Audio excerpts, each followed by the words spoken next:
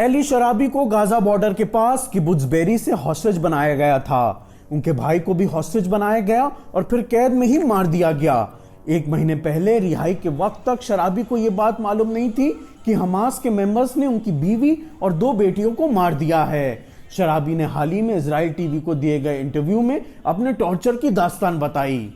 I remember not being able to fall asleep because of the pain. The ropes are already digging into your flesh, and every movement makes you want to scream. And there are moments you just pass out.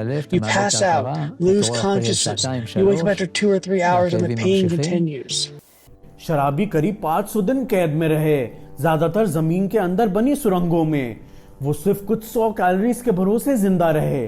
उनका वजन 40% तक कम हो गया। शराबी और उनके साथ रिहा हुए 2 हॉस्टेजेस की खराब हालत ने इजरायलियों को हिला दिया है। You don't care about the beatings you get, and they beat you. They break my ribs. I don't care. The hunger. Give me the half a pita. Hamas के पास अब तक उन 35 हॉस्टेजेस के रिमेन्स हैं जिनकी मौत कैद में हो गई थी। इसके अलावा 24 लोग ऐसे हैं जिन्हें जिंदा माना जा रहा है। इन कैदियों की फैमिलीज का कहना है कि उन लोगों को बचाने का वक्त तेजी से कम हो रहा है। Recently, released hostages reported that Alon has been confined in a small dark tunnel 40 meters underground for over 500 days. He's constantly chained at his ankles, subject to beatings and starvation, and has lost significant weight. He has shrapnels in one eye, leaving him blind. And there is a severe concern that he will lose his sight in the other eye as well.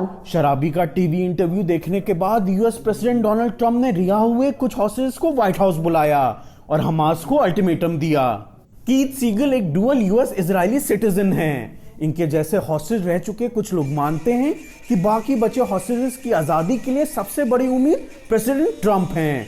रिहाई के बाद seagull किबुत्ज फार आजा में तबाह हुए अपने घर पहुंचे और वहां से ट्रंप का शुक्रिया अदा करते हुए एक वीडियो रिकॉर्ड किया।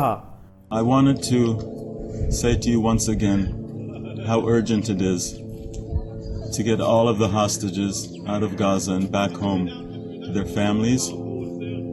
You have done so much so far, and we all urge you to continue your efforts and use your ability to allow more progress in the hostage exchange deals.